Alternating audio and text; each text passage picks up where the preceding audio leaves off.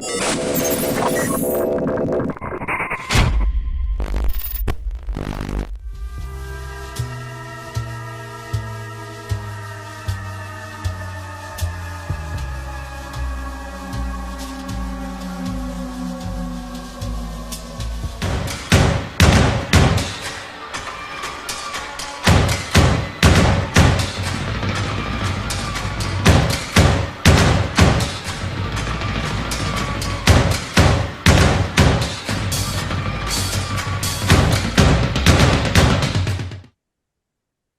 tal, amigos? De nuevo, un gusto saludarlos después de un par de mesecitos bastante intensos, digo, sobre todo esta semana, digo, no sé, siempre hay una especie como de revolturas, de caos, cada que estamos a punto cada que agendamos una de estas cápsulas. Entonces, bueno, pues tenemos sobre todo menos de 24 horas de un supuesto ataque en gran escala, que digo, al final de cuentas, después de un rato, pues ya se asentó un poquito. Pero sobre todo, y para el tema de lo que nos compete, pues es una semana que fue particularmente difícil para los creadores, los grandes creadores de mucha de la cultura más interesante de finales del siglo, pues ya del siglo pasado, ¿no? Siglo XX. Este, siendo digamos que la nota principal, pues esta lucha, esta guerra, este conflicto que tiene ni más ni menos que Ford Coppola, ¿no? Con las grandes distribuidoras cinematográficas, pues para distribuir su filme, probablemente su filme testamento, ¿no? Que es Metrópolis. Y bueno, pues eso destapa la cloaca literalmente de que todo mundo está, mucha gente de esa generación pues está luchando por colocar, por darnos a conocer sus proyectos que en muchos sentidos pues pueden ser el último o los últimos. Y uno de ellos, para sorpresa sobre todo de nosotros, ¿no? De esta generación de la que formamos parte, pues es que también David Lynch no pudo colocar un proyecto de animación que se ve, pues, como todo lo que él hace, pues extraordinario, muy interesante, pues no pudo vendérselo ni más ni menos que a Netflix, ¿no? Y bueno, pues esto habla de obviamente tiene que ver con este cruce de generaciones, ¿no? Estas búsquedas que probablemente sean muy, muy distintas a las anteriores. Un cambio de paradigmas, ¿no? Pero pues para nosotros y lo que nos compete con el tema del día de hoy, pues, tiene que ver justamente con este gran giro que hay entre la entrada hacia lo mainstream, hacia lo que se conoce como lo mainstream, hacia toda esta comercialización, pues de una cultura o una subcultura muy, muy particular, ¿no? Muy, muy interesante, sobre todo por cómo surge, ya lo estaremos platicando aquí, cuáles son sus búsquedas, cuáles son sus intenciones, que es lo que se conoce como la cultura industrial, ¿no? Y bueno, pues dos de sus principales y más extraordinarios representantes pues son los temas que vamos a tratar el día de hoy, que obviamente también son cumpleañeros, por supuesto, ¿no? Cumplen eh, 30 años, ¿son 30 años? Tre- 34, 35 años, ¿no? 34, 35 años, sí, Ujú. efectivamente.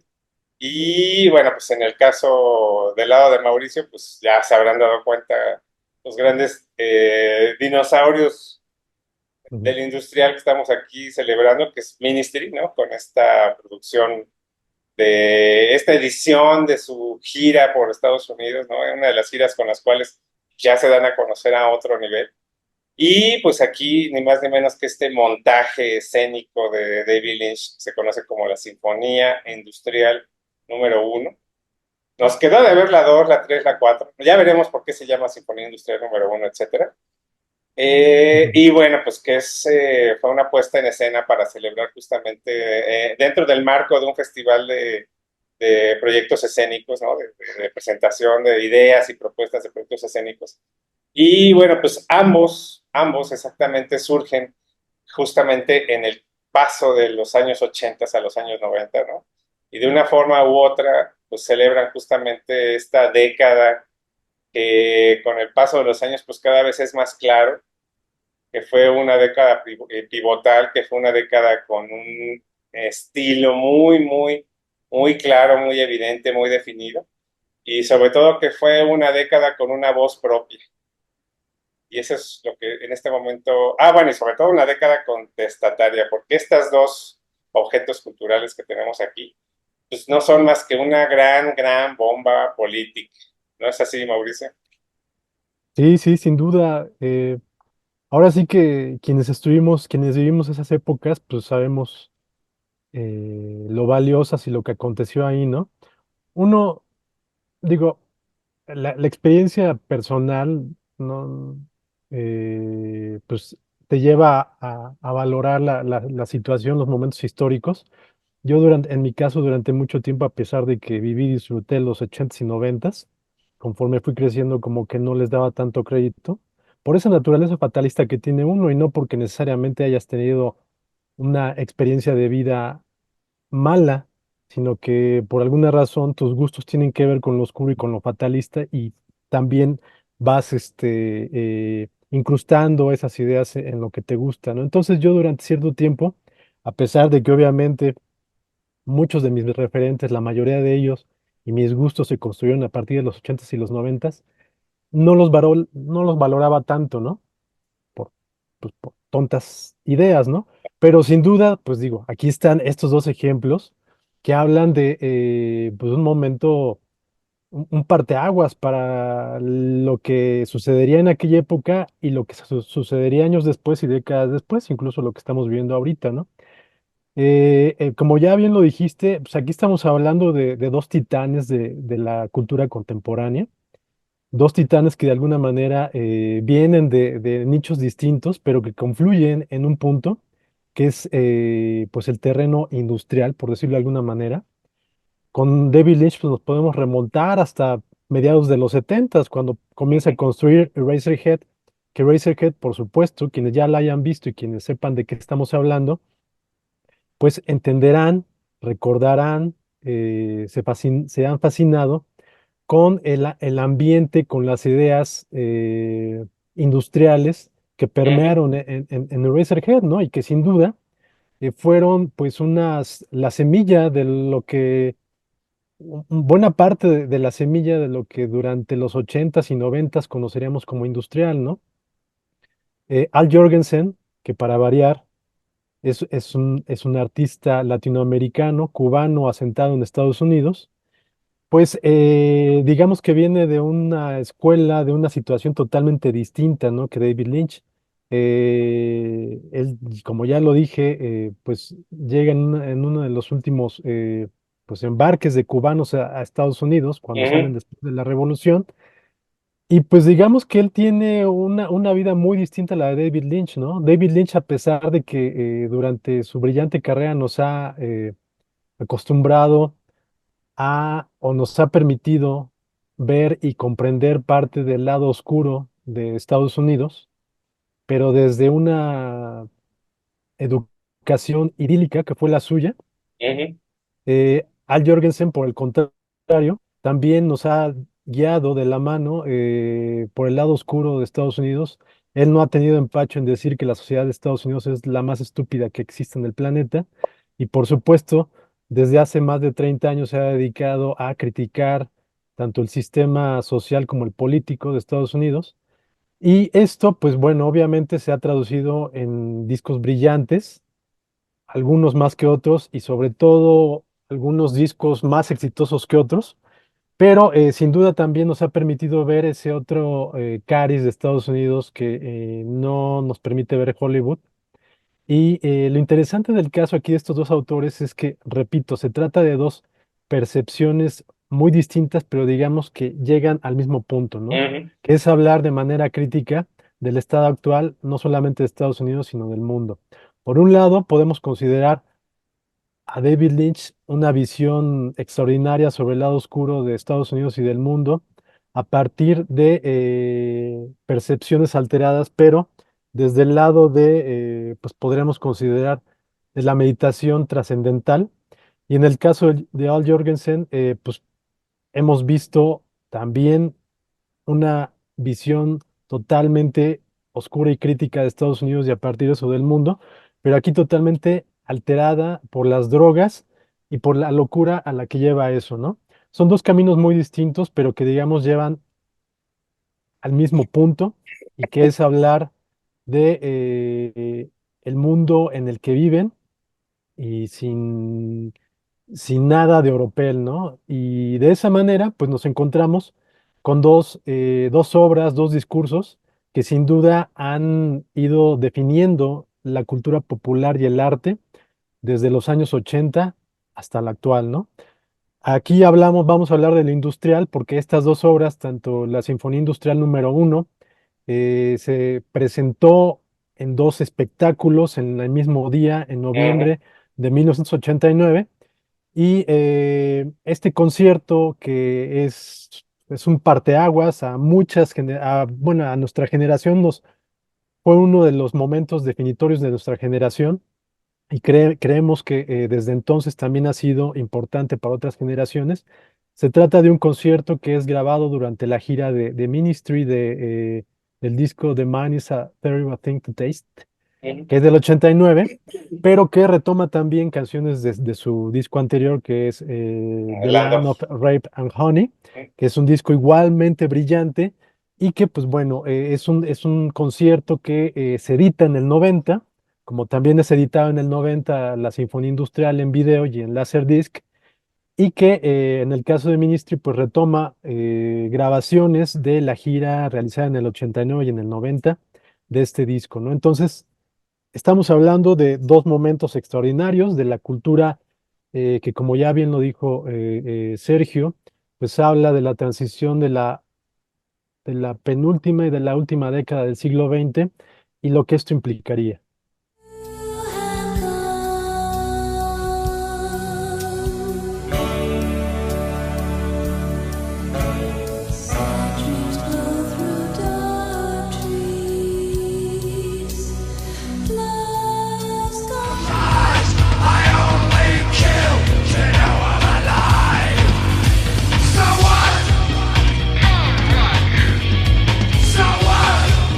Sí, así es. Sobre todo aquí hablamos ya de un diálogo entre culturas pop, podemos decir, ¿no? Efectivamente, el industrial, pues ya tenía, bueno, lo industrial, ¿no?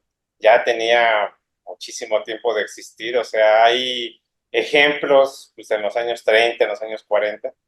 Todo esto tiene que ver sobre todo con esta constante en el siglo XX, que es la de transformar todo en un proceso de repetición, ¿no? Es decir, con la Primera Guerra Mundial, por ejemplo, pues se creaban masivamente todos los equipos, el armamento, todos los uniformes, etcétera, etcétera. Se generó prácticamente una cultura en la cual había una repetición del mismo objeto todo el tiempo, ¿no? Entonces, bueno, eso pues obviamente empezó a repercutir en las artes. Este, y bueno, pues se da este rompimiento, digamos, con las formas que se consideraban lo bello, ¿no? O sea, venimos de algo que podríamos denominar globalmente como el romanticismo, ¿no? Toda esta explotación pues, del paisaje, de las formas bellas, etcétera, ¿no? Y de pronto, pues, esta irrupción justamente de los grandes hecatombes maquinísticas producidas por la misma humanidad, ¿no? Toda esta cultura de la trinchera, toda esta cultura de las, como dijo muy claramente un alemán que le tocó vivir justamente ambas guerras, que es Ernst Junger, las tempestades de acero, ¿no? Entonces, bueno, pues toda esta cuestión de la máquina, de la síntesis del metal, ¿no? El metal puro y duro, pues justamente empezó a producir estas formas, ¿no? Tenemos ejemplos pues en los años 40, en los años 50, en los años 60, la cultura académica pues produjo un tipo de música que podemos decir que es clásica, una música de cámara, que es la música concreta, ¿no? Que abandonaba completamente los instrumentos pues, conocemos todos, los instrumentos sinfónicos, y pues usaban lo que hubiera, ¿no? O sea, hay gente que incluso usa puertas, ¿no? Usa puertas, pero sobre todo este sonido todo el tiempo del martillo, del acero, ¿no? Todo el tiempo esta constante del acero. Y bueno, finalmente con esta gran década que es los 70s, que es donde se da toda la cultura del performance y demás, si podemos señalar un momento exacto en el cual nace la música industrial, que todavía no es el rock industrial, pues sería con un grupo que se llamaba Throbbing Gristle, que era un grupo artístico, no era un grupo musical, ¿no? No tenían esa intención de ser un grupo musical, ¿no? Ahora, Throbbing Gristle pues, surge justamente en esta década donde toda la cultura del vinil, toda la cultura del disco, pues empieza ya a invadir las casas, ¿no? Los espacios, ¿no? Sí se había dado antes, obviamente, o sea, antes sí había estrellas y demás, bueno, pero no es sino hasta los Beatles donde surge esta otra línea que es la línea de la cultura pop, ¿no? Que es esta conclusión de la radio, de la televisión, de la cinematografía, etcétera, para difundir ciertos sonidos, ciertos grupos, ciertas esencias, ¿no? Todo lo que se conoce ahora como el pop, ¿no? Entonces, bueno, Robin Gristle produce este disco que se llama el Informe Anual, segundo Informe Anual, y tiene un eslogan, porque, insisto, o sea, es toda esta cultura del mercadeo, del comercio y demás, entonces tiene un eslogan que dice música industrial para gente industrial, ¿no? Ujú. Entonces, bueno, pues esa es la cuestión, ¿no? Que ahí es donde surge justamente estas primeras introducciones a este sonido, que obviamente no tenía forma, que obviamente no tenía sentido, era caótico, era totalmente experimental, ¿no? Y bueno, después tenemos esta otra entrada que son los sintetizadores en los años 80, ¿no? O sea, toda la música de los años 80 pues tiene justamente esta presencia del sonido sintético, ¿no? Eh, y aquí lo que hay que tener muy claro es que era muy técnico, era un trabajo muy, muy técnico, ¿no? Porque no cualquiera podía programar un sintetizador, una caja de ritmos. No es como ahora que, pues bueno, básicamente hasta un niño puede hacerlo, ¿no? Hasta un reggaetonero es capaz de hacer algún objeto ahí que nos recuerda esto. Y digo, yo recuerdo sobre todo esa entrevista que me tocó alguna vez ver, pues, si no recuerdo mal, en algún periódico que era o el Excelsior, que él se leía en la casa, o no recuerdo cuál otro habrá sido. A lo mejor hasta fue en una revista de revistas, sobre Lluvia Púrpura, ¿no? De Prince, ¿no? Purple Rain. Y entonces este primer éxito que tuvo, que fue When Doves Cry, cuando lloran las palomas, tiene un ritmo muy, muy claro, muy concreto, totalmente digital, ¿no? Totalmente producido por una máquina. Y bueno, pues se produjo con una caja de ritmos y resulta que la caja de ritmos era imposible de programar, era muy difícil sacarle un sonido agradable o grato. Y esta Ujú. entrevista curiosamente está enfocada en eso, o sea, resulta que Prince siempre fue un genio de la música y mucho tiempo hizo prácticamente, no voy a decir que vivía de eso, pero sí hizo algo de dinero, porque se dedicaba a programar justamente estas cajitas de música a mucha, mucha gente, ¿no? Entonces, bueno, de pronto hay un acceso a toda esta cultura, ¿no? Y de pronto surgen todos estos individuos o personas que se sobreespecializan justamente en realizar este tipo de sonidos repetitivos y demás, y son capaces de generar una musicalidad, ¿no? Y entonces, bueno, pues es a partir de todo esto donde surge una cultura justamente ya hecha y derecha en los años 80, una cultura subterránea, ya muy, muy, muy, muy, muy definida, muy armada, pues de un mundo de gente, ¿no? Que se dedicaba justamente a generar estos sonidos agresivos, pero sobre todo era la exposición de temas que jamás, jamás, jamás habíamos visto en el resto de la música, ¿no? Y en ese sentido, bueno, pues Ministry es como de los casos más insólitos, porque efectivamente, digo, pues Urgense siempre fue muy, ¿cómo decirlo? Muy precoz para muchas cosas, ¿no? Si le creemos, ¿no? Porque obviamente todo esto se basa en entrevistas y pues dice que a los 8 años ya era bien borracho, a los 12 ya era bien drogadicto, ¿no? Probablemente sí, ¿no? Que no resulta ficticio. Bueno, no resulta nada fantástico eso, ¿no? En muchos casos, porque se Eh, da, edad, ¿no? no, no, y además digo, Ajá. pues efectivamente era un migrante, entonces, Ujú. bueno, sí, o sea, vivía en unas circunstancias, pues la calle, pues, ¿no? O sea, prácticamente era un smart street, ¿no? Entonces, bueno, en el caso de Jürgensen, pues venía de una cultura pues más bien pop, o sea, como estaba toda esta cuestión, o sea, recordemos a Aja, por ejemplo, ¿no? Que tiene un Mm, fuerte sonido de sintetizadores, ¿no? En este caso, pues ya eran algo un poquito más fácil de manejar, que eran los DX7, ¿no? Que son sintetizadores modulares ya pensados para tocarse durante conciertos, porque en un momento dado era imposible generar música en vivo, ¿no? Pero estos pues, ya mm, tenían su tecladito y demás, ¿no? Y lo primero que producen, pues es un disco que hasta la fecha está totalmente desatendido, que se llama With Sympathy, que es 100% pop, ¿no? O sea, es totalmente pop, ¿no? Y hasta incluso, pues ellos están peinados, están así rasuraditos, y pues en fin, ¿no? Obviamente, las cosas, como vimos, pues cambiarían mucho. Y poco tiempo después, pues bueno, surge este sello que se llama Wax Trax, ¿no? Pues es un sello absolutamente legendario, ¿no? Donde ya empiezan a desarrollar un sonido pues mucho más agresivo. Por ahí anda un grupo que se llama Killing Joke, ¿no? Un grupo inglés. Ese grupo, Ministry le debe mucho de su sonido a ese grupo porque ya tenía justamente toda esta cuestión toda esta elevación de la cultura obrera, ¿no? En este caso allá en Inglaterra.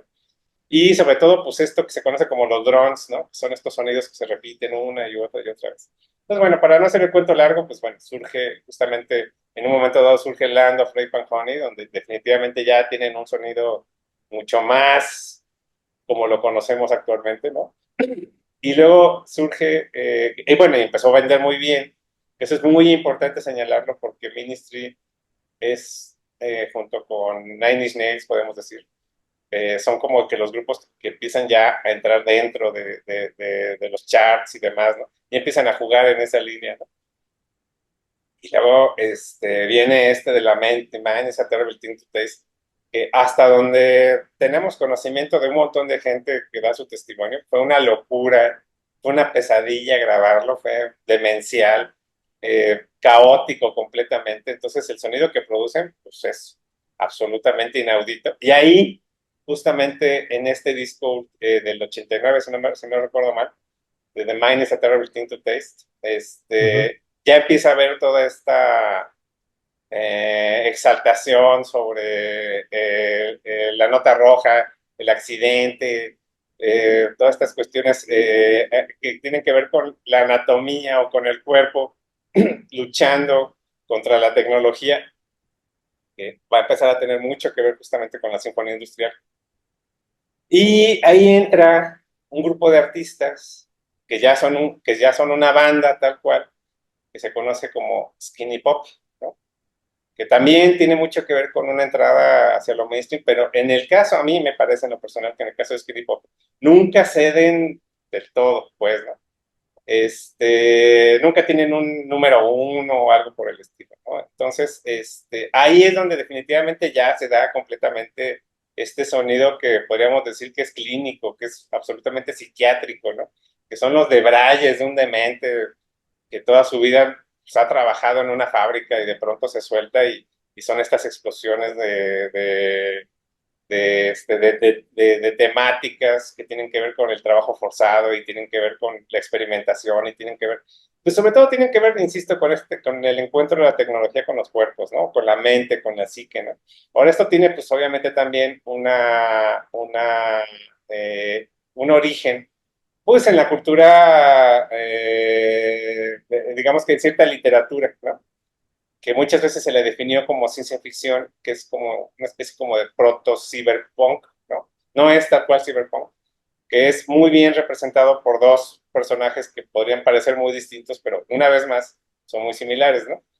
Que es J. G. Ballard, James Graham Ballard, que bueno, lo recordaremos por Crash, sobre todo, ¿no?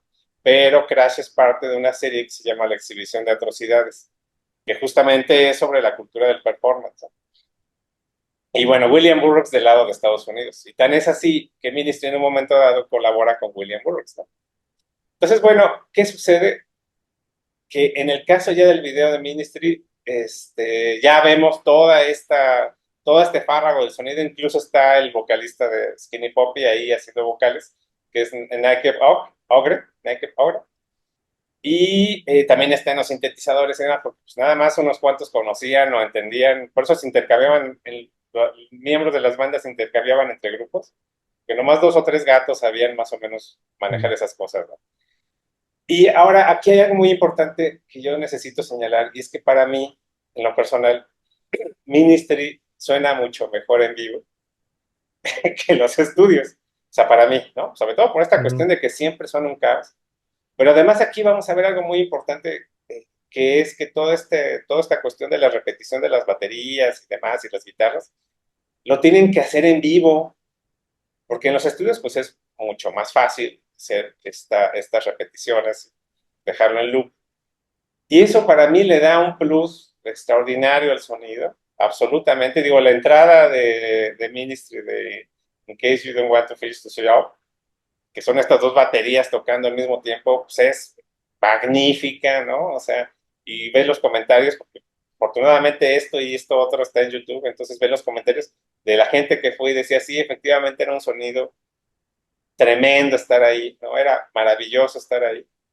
Y bueno, pues ahí es donde ves justamente que es toda la cultura americana, toda la cosa, porque bueno, pues, Jürgensen siempre trae sus tremendos sombreros de vaquero ahí. Y pues sí, efectivamente ya era un sonido que derivó en algo que sí podemos ya decir que es rock, ¿no? Que tiene influencias del metal, que tiene influencias pues, de la música latinoamericana, incluso tiene muchas conexiones con el sonido de las calles, ¿no? O sea, si tú ibas caminando por las calles de Nueva York, escuchabas todo este fárrago de congas y de sonidos y de música. Y a final de cuentas todo se convierte en protesta, ¿no? O sea, tanto lo que dice Ministry como en un momento dado por ahí aparece ni más ni menos que Yellow Biafra, ¿no? Que estaba más bien interseccionando ahí con el punk, ¿no? Y es un cantante de los especie, Dead Kennedys, ¿no? es el cantante de los Dead Kennedys. Y pues sí, efectivamente, aquí podemos cerrar esta parte diciendo que lo más importante y lo más relevante y lo más interesante de todo este movimiento del industrial, que termina virtiéndose irremediablemente en el mainstream, termina haciendo eco con muchas cosas que se estaban viviendo. Recordemos también la guerra del Golfo, ¿no? Ahorita que ya estamos empezando otra guerra con Oriente, bueno, pues la guerra del Golfo le llamaban la guerra Nintendo, ¿no? Porque pues todo lo veíamos en las pantallitas y demás, ¿no? Entonces, es muy importante recordar que todo esto tiene un contexto político, es una bomba política, y esta bomba política pues intenta estallarle en la cara de quien sea, ¿no? De quien se muestre condescendiente, de quien conformista, de quien acepta lo que le tiran desde arriba, ¿no? Y demás. Y lamentablemente, pues esa es la línea ahorita, ¿no? O sea, nos hace falta una banda industrial ahorita, una cultura industrial que nos devuelva otra vez a dar de cachetadas y mostrarnos que finalmente estamos siendo víctimas de una industria, ¿no? Que como vimos en X-Files, pues es la industria militar del entretenimiento, ¿no?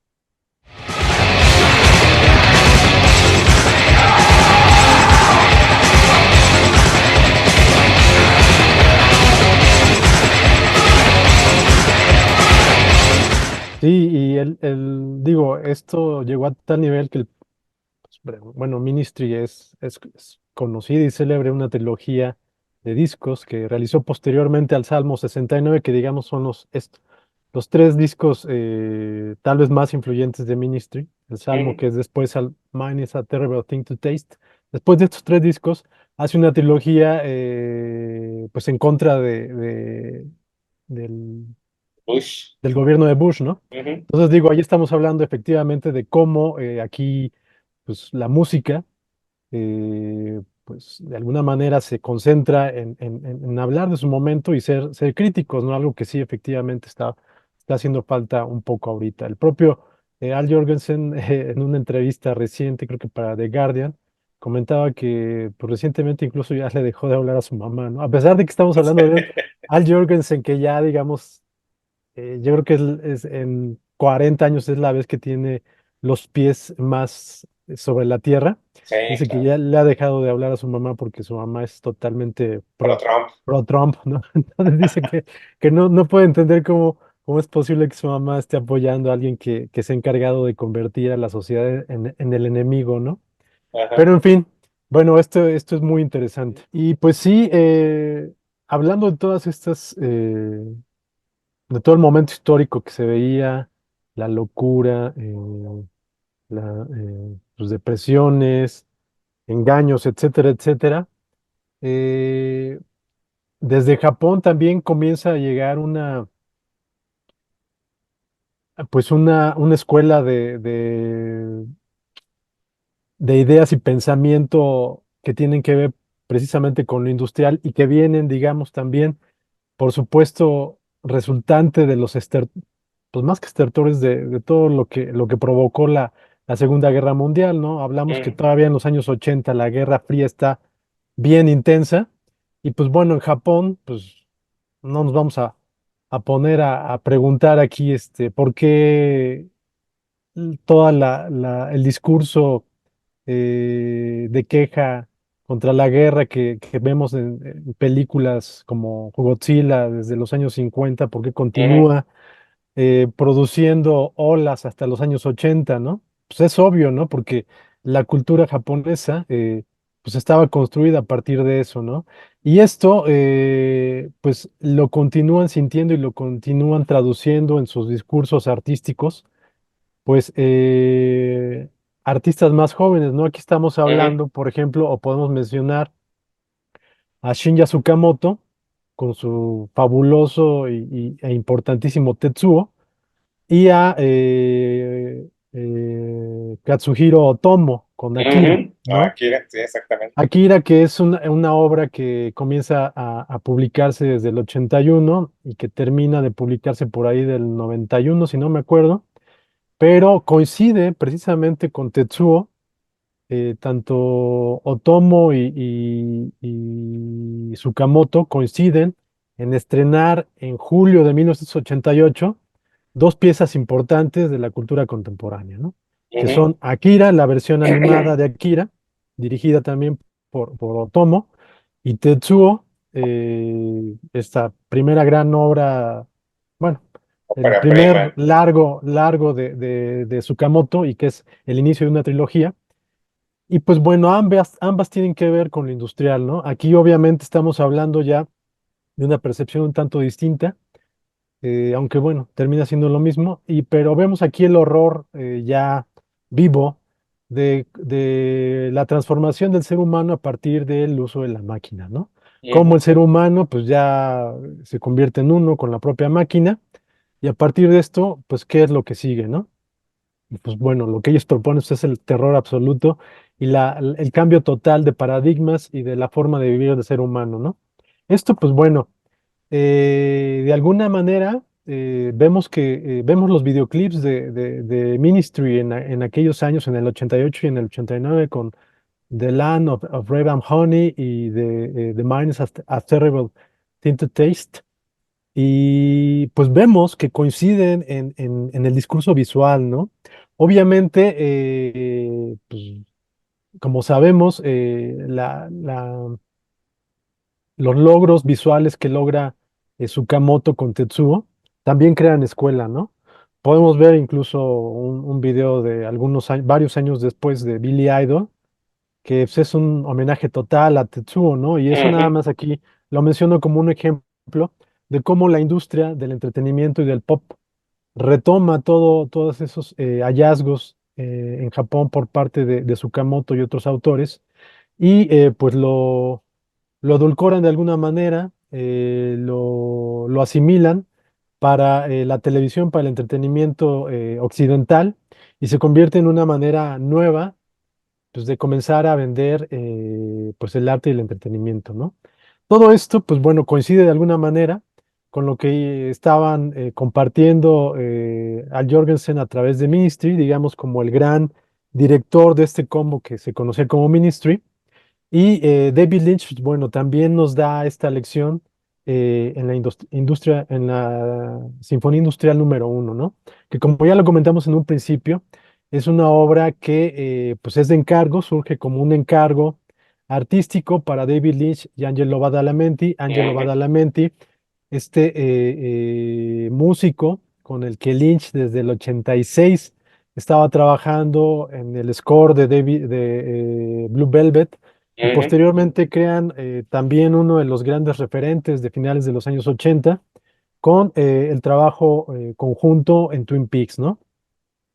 Desde Blue Velvet, Angelo Badalamenti ya había trabajado con Juliette Cruz, esta peculiarísima intérprete, en varias interpretaciones para Blue Velvet, algo que después es acrecentado aún más en Twin Peaks.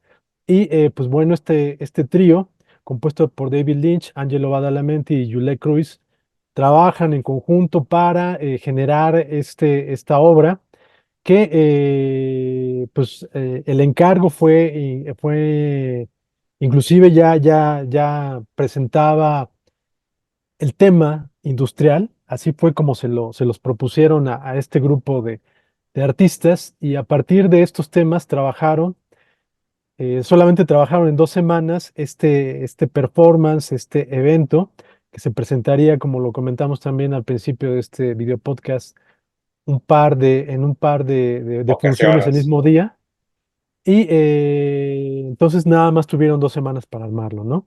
Y lo que tenemos aquí, pues es una amalgama muy interesante, pues ahora sí que del azar, ¿no? Porque, pues desde el punto de que retoman algunos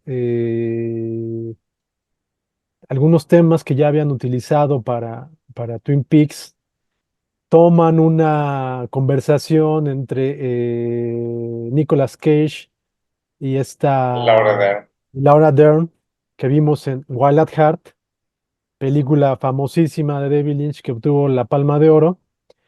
Y todo esto confluye para que este grupo de autores entreguen la Sinfonía Industrial, una obra que lleva por subtítulo The Dream of the Broken Heart, obviamente que tiene que ver con la conversación que tienen en principio estos personajes interpretados por los artistas mencionados, y que pues bueno, en principio esta Sinfonía Industrial pues inicia como los sueños, las pesadillas, la mala noche de Ujú, una pareja de amantes que han cortado, han terminado su relación, en teoría.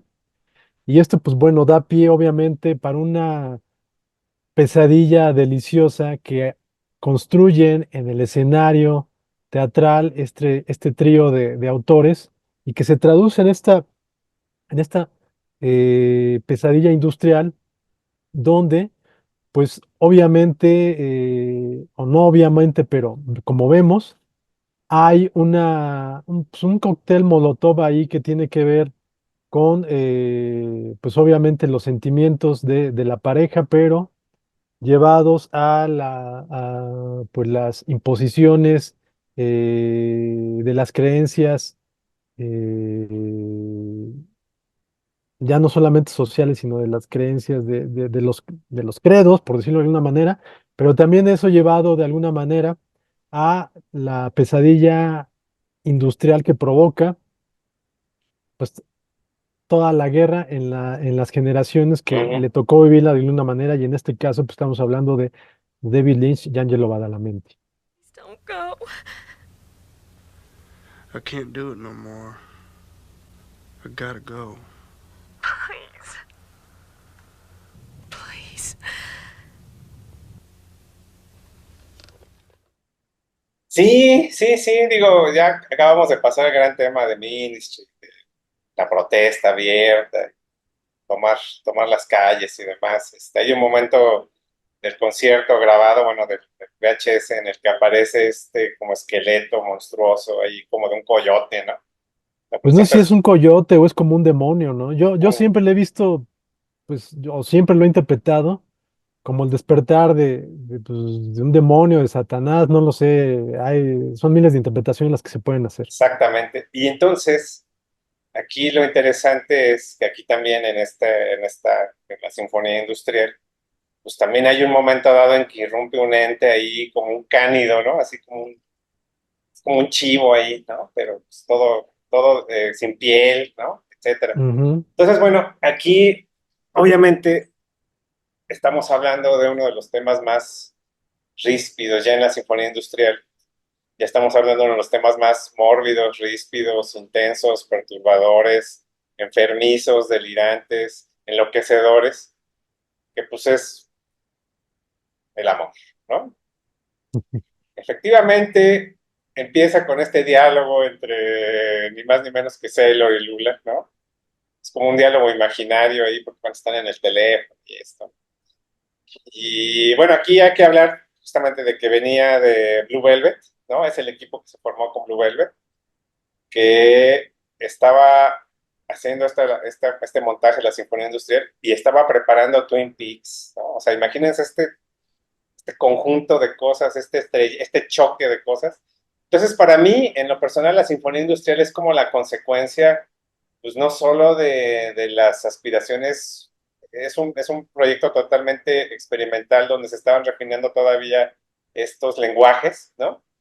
Sino además debe ser producto y consecuencia de un nivel de estrés altísimo en el cual pues David Lynch justamente venía de un fracaso enorme que fue Dunas a final de cuentas.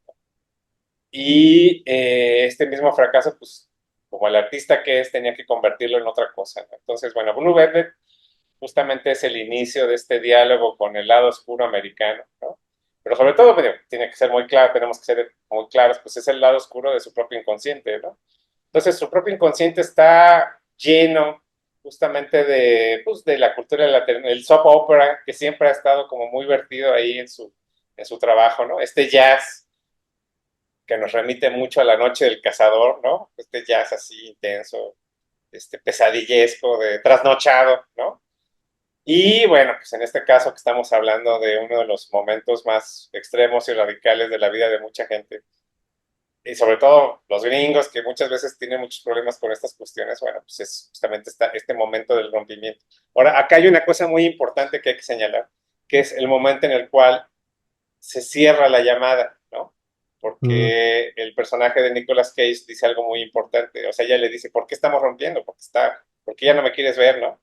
Que además lo hace por teléfono. Observe que hay un objeto tecnológico ahí de por medio, ¿no? O sea, no hay nada más horrible para esta generación que te corten por WhatsApp, ¿no? Bueno, pues ahí le está cortando por teléfono. Y él le dice, es que no puedo con nosotros. ujú, O sea, no le da una razón así, es tu mamá o no aguanto. No, no, no. Es nosotros. O sea, está hablando ahí, está haciendo una referencia a otro personaje muy importante de esta cultura industrial, ¿no? Que es Brian Geising, que inventa el concepto de la tercera mente. Es decir, cuando mm, hay dos entes ahí conjugándose, surge un tercero. Esto es muy importante porque después aparece justamente este tercero aquí. Toda la cuestión de la sinfonía industrial justamente es ese tercero que insiste en existir, que insiste en... Es una clave muy importante porque si no, no entendemos muy bien qué está pasando ahí, ¿no? Y lo primero que sucede justamente son unas alarmas antiaéreas, ¿no? En cámara muy lenta, pero justamente hay unas alarmas ahí antiaéreas y demás. Y entonces vamos a ver toda esta cuestión. Bueno, las sinfonías industriales ya las había inventado o ya las había llamado así David Lynch muchos años antes, a una serie de, pues no voy a decir pinturas, pero sí objetos plásticos con marquito y demás, que son unos collages muy, muy abstractos, ¿no? Entonces surgen más o menos en la época de Razorhead, cuando él estaba justamente trabajando ya con toda esta estética de la fábrica y demás, ¿no? Entonces, bueno, todo esto, como bien señalas, pues efectivamente es una larga, larga, larga pesadilla totalmente inconsciente, donde se mezclan, pues ni más ni menos que los B-52 aquí, ¿no? Que son los aviones que tiran la bomba nuclear. Esto también va a hacer repercusión con la tercera temporada de Twin Peaks, ¿no? Es decir, estamos hablando de que David Lynch eh, fijación. una fijación, un lenguaje muy, muy concreto de dos o tres símbolos, que a final de cuentas es lo que hacen los artistas, construyen a partir de este caos, construyen un lenguaje muy, muy propio de símbolos muy concretos que juegan de una forma muy particular. Y ni más ni menos que durante 30 años es totalmente coherente, ¿no? Mm, Y eso es francamente extraordinario, porque realmente muy pocos artistas logran realmente llevar hasta sus weather reports que hace todos los días. Tienen también esta misma, toda esta misma construcción, ¿no? Todo este mismo lenguaje totalmente coherente y totalmente directo y lineal, ¿no? O sea, vamos a ver muchos ecos de la Sinfonía Industrial también en Inland Empire, por ejemplo. A mí me sorprendió mucho esta última vista, cómo se conectan los dos de una forma, pues prácticamente perfecta, ¿no? Es un mosaico. Mm, Y bueno, pues justamente como les digo, yo tengo la impresión de que toda esta Sinfonía Industrial es el detrito de muchos trabajos que están ahí por ahí circulando. Las comunicaciones que hay con Twin Peaks, pues también son maravillosas, ¿no? O sea, empezando por el enanito ahí que anda, y aquí lo vemos con unas tremendas botas plateadas, ¿no? Y y bueno, pues sí se divide más o menos como en tres partes, ¿no? Que son justamente las etapas con las cuales esta chica, este personaje femenino, podemos decir que es Lula, va aceptando que existe este rompimiento, ¿no? Entonces, en el primero, pues es muy idílico y son todas estas cuestiones como del dream pop, ¿no? Estas canciones de los 50 que pues, todo el tiempo son totalmente de soñadores y de momentos maravillosos, y de vivir felices el resto de la vida, que es justamente como termina Blue Velvet, ¿no? mm, Y digo, véanla en YouTube porque es toda una experiencia, pero hay un momento en el cual todo esto se derriba literalmente y es un momento tremendo porque lo hacen ver como un accidente, ¿no? Como si la mismísima Julie Cruz hubiera caído ahí y se hubiera roto algo, ¿no? Y ahí se da totalmente esta fractura absoluta con la realidad, ¿no? Es el momento de psicosis, ¿no? ujú, Y es entonces cuando vemos que entran los mecánicos, ¿no? Estos personajes son como los mecánicos y demás, y esta cuestión del cuerpo desnudo, digo, no está totalmente desnuda la bailarina que aparece por ahí. Supongo yo que por un tema de censura, tal cual. Yo creo que si fuera por David Lynch, segurito salía desnudo, pero bueno. mm, Y justamente es cuando irrumpen todos los elementos industriales, ¿no? mm, El vehículo que está destartalado, ¿no? Como de las visiones más comunes que hay en Estados Unidos de los coches abandonados ahí, ¿no?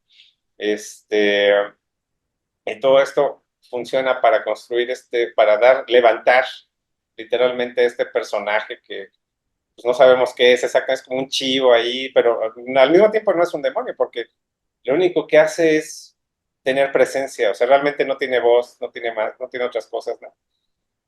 Y hay un momento en el cual vuelve a irrumpir otra vez una especie como de calma pastoral, que es cuando entra este personaje con su clarinete, ¿no? Y entonces el enanito pues empieza a decir un poema, dice, ay, les voy a decir un poema, ¿no? Les voy a decir un poema. Y es la conversación con estos, ¿no? O sea, una vez más repite la conversación. mm, Y se da algo que es muy semejante a una escena que hay en Salvaje de Corazón, que es esta chica que está atrás como haciendo una danza interpretativa, de los sentimientos que le está generando todo esto, ¿no? Ahora, eso tiene mucho que ver también con lo que a mí en lo personal me parece que ya es la perfección de todo este lenguaje, que es Fire Walk With Me, ¿no? Que es como el final que al mismo tiempo es una precuela de Twin Peaks, ¿no? Porque hay un momento en el cual los agentes del FBI, ¿no? También tienen una gran presencia en los años 90, como ya vimos en X-Files, dicen, no podemos comunicarnos de una forma directa porque no sabemos quién nos está escuchando y quién nos está viendo, ¿no? Se ven en un aeropuerto, si no recuerdo mal, o en un garage, algo así. Se lo tenemos que decir de otra forma. Y lo bailan, lo danzan. O sea, los dos bailan y con eso se comunican todo lo que saben del caso de Twin Peaks, ¿no? Es extraordinario, es maravilloso, ¿no? Es el momento de la rosa azul, si no recuerdo mal. mm, Y aquí es exactamente lo mismo, esta chica empieza a hacer una especie como como estamos en este ambiente industrial y demás, es como si fueran estas señales para que los aviones aterricen, ¿no? O sea, empieza a hacer ujú, estas contorsiones y demás. Ahí es donde se empieza a dar este momento de aceptación absoluta de la separación, ¿no? Y entonces cierra justamente con la resurrección del personaje de Julie Cruz, ¿no? Vuelve a surgir de nuevo y demás. Ligeramente distinta, ¿no? Que ya pasó por un proceso de cancelación y demás. La vemos a través de un video, de una pantalla de video, eso es muy importante. Y entonces termina con un tema, bueno, pues, habla de la batalla final, ¿no? Es el tema de la batalla Mm, final. Esta batalla final es contra sí misma, ¿no? O sea, es contra sus emociones, sus esperanzas, sus deseos, sus anhelos. Es ya una reconciliación, ¿no? Y cierra con un tema que fue justamente de los primeros que compusieron desde el 86 para Blue Velvet, durante la época de Blue Velvet, que se llama El mundo sigue girando, ¿no? O sea, aquí como hace eco con el tema principal, bueno, pues sí, la vida sigue, el mundo sigue, todo sigue. Hay una gran indiferencia del mundo hacia mi dolor, hacia mis sentimientos y mis emociones, pero va a seguir girando, conmigo o sin mí, ¿no? Ahora, aquí vamos a entrar en una cuestión muy densa por lo que pasó después. ¿Qué pasó después? Bueno, Julie Cruz se suicida. bueno, varios años después, pero así Muchos años pasó. después, o Ujú. sea, 2022. Ahora, justamente Ajá. es el mismo año en que muere Badalamenti, ¿no? Eso es una coincidencia, pero es una coincidencia muy notable. Y se Ujú. suicida teniendo de fondo, bueno, se suicida por una cuestión de salud, por supuesto, ¿no? Es un problema que tiene de lupus, que produce dolores muy fuertes, entonces, pues sí, efectivamente ya no iba a poder tener una vida, digamos que normal, ¿no? Y se suicida con una canción de fondo de B-52, ¿no? Que es este grupo que toma el nombre justamente de los aviones que tiran ahí. Ya, digo, ya sé que suena un poquito a teoría de conspiración, pero no, quiere decir que todos estos símbolos, si los toma David Lynch, es porque son muy prevalentes, o sea, son símbolos de un peso increíble dentro de la cultura americana y por tanto dentro de la cultura mundial, ¿no?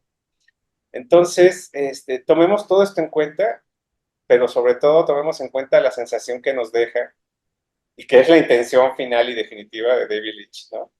Que es la sensación que nos deja un objeto tan breve como 50 minutos que es la Sinfonía Industrial y de cómo es el nacimiento de un mundo de interpretaciones, de emociones, de sensaciones, que hoy por hoy, en lo que busquemos hoy por hoy, no lo vamos a encontrar o va a ser muy difícil de encontrar y que es fundamental rescatar. Sí,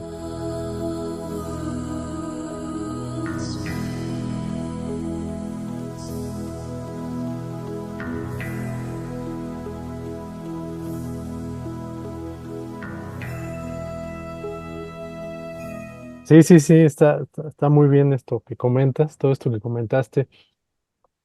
Esa es una constante de David Lynch, ¿no? Realmente nos mete, nos profundiza en los lados más oscuros de la sociedad y ahí nos deja, pero planta, digamos, la semilla de la esperanza, ¿no? O sea, de alguna manera, Exactamente. lo que nos dice es que, pues ni modo, eso es lo que tenemos y hay que aprender a vivir en eso, y eso es la esperanza que deja, ¿no? Aquí en la Sinfonía Industrial, efectivamente, te digo, a mí me parece que es una especie de demonio, de Satanás, esta cosa que levantan, y es precisamente después del el accidente, o como quieras llamarle, con Juliette Cruz, y esta cosa, pues prácticamente se levanta como se levanta de una pesadilla, ¿no? Es decir, yo lo que veo es que todo eso, ese momento, esa vida idílica, fue como que la pesadilla del demonio, y ahora ya despierta su realidad, y la realidad, pues es el caos que vivimos hoy día, ¿no?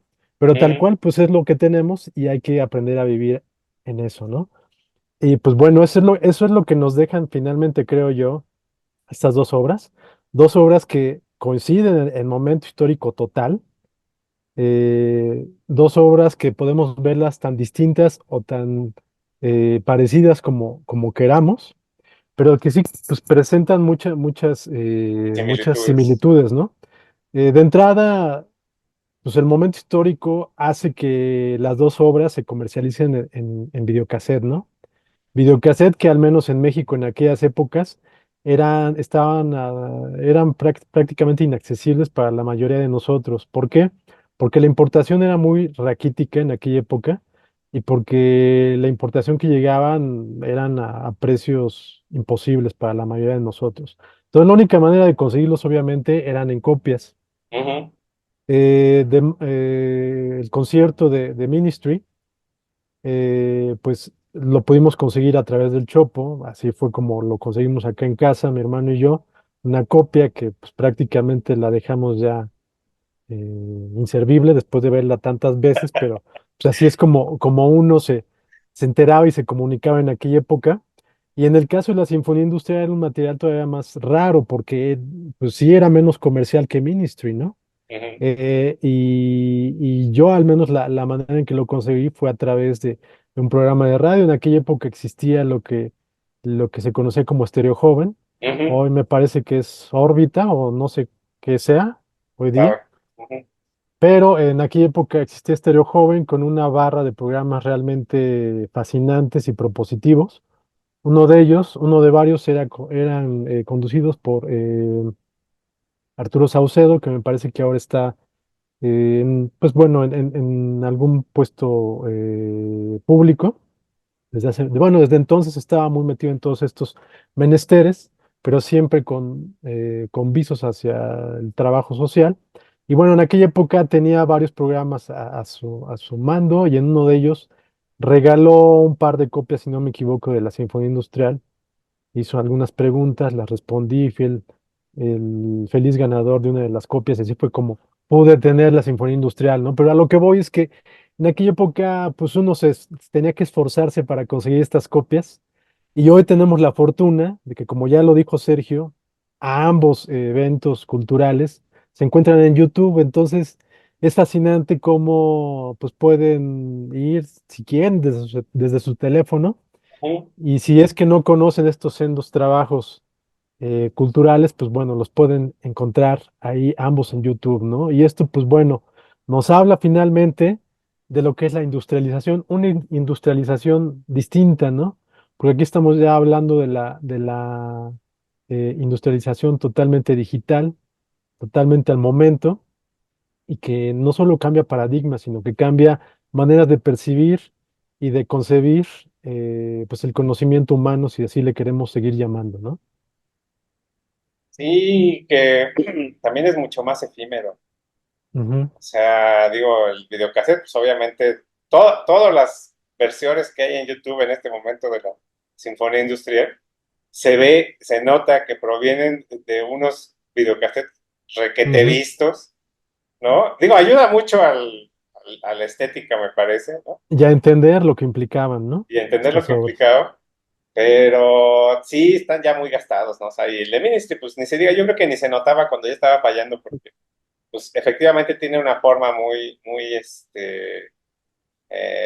Peculiar y caótica, ¿no? muy low-fi totalmente. Ah, Y bueno, sí, efectivamente, pues sí, los tenías que conseguir de una forma pues, casi, casi prohibitiva, ¿no? Tenías que saber lo que estabas buscando, ¿no? Algo que ayudó muchísimo y que fue revolucionario, pues fueron estas tiendas de Tower Records, ya más o menos por los noventas, ¿no? Mediados, creo que de los 90. mm, Porque cosas de las cuales tú habías oído solamente rumores, o sea, estaban ahí, ya, el acceso ahí a la mano. Lo único que ujú. tenías que saber era un inglés básico.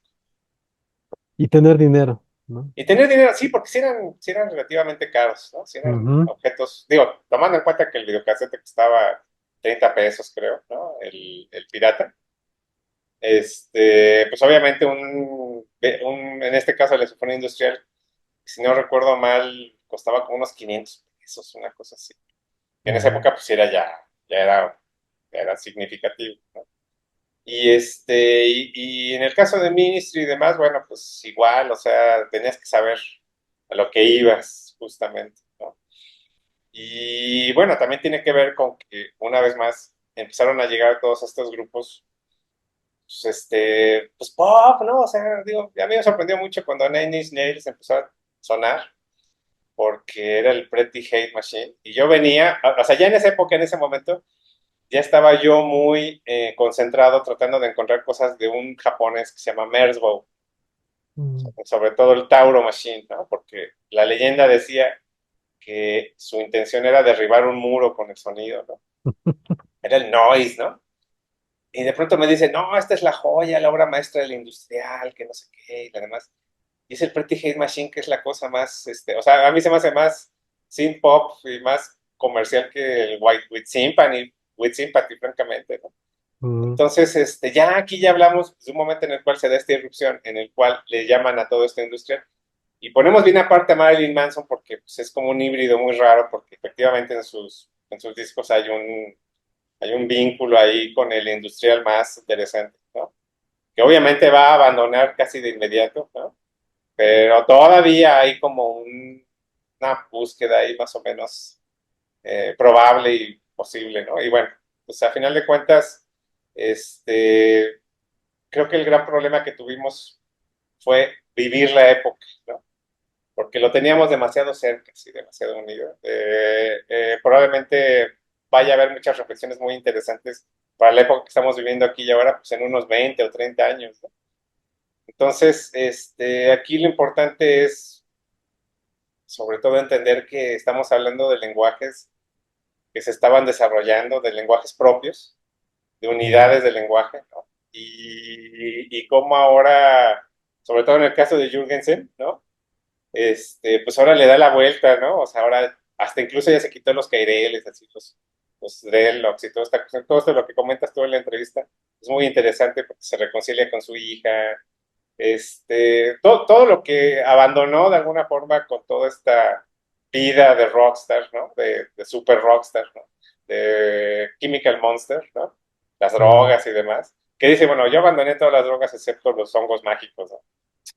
Pues eso es muy, muy, muy interesante, ¿no? Porque a final de cuentas, quienes fueron, o sea, con 30 años, 35 años después, quienes realmente fueron más radicales, pues resulta que son los que hicieron esto de la sinfonía industrial, que se alimenta directamente, pues, del pop más simple y básico, ¿no? El pop de coro, precoro, puente y coro final, ¿no? O sea, Mm, son los que asimilaron estos códigos y los que finalmente hablan de un temita que si ustedes quieren, pues es muy simple y sencillo, que es el rompimiento, ¿no? Lo que dice la separación de los amantes, ¿no? Y al final de cuentas ahorita son los que se radicalizaron, ¿no? O sea, están totalmente radicalizados, absolutamente, ¿no? Eso es fascinante, francamente, ¿no? Resulta que son los más punks, ¿no?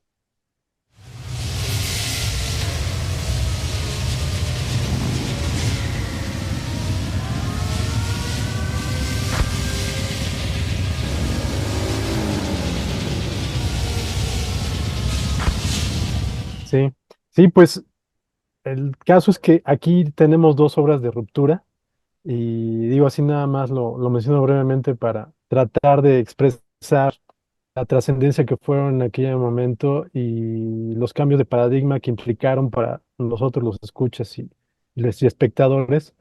Fue tal cual lo que comentas, pues David Lynch, digo, sin que necesariamente con esto quiera decir que hizo algo totalmente disímbolo a lo que venía trabajando, porque pues bueno, finalmente ya, como lo comentamos desde Blue Velvet, él estaba hablando de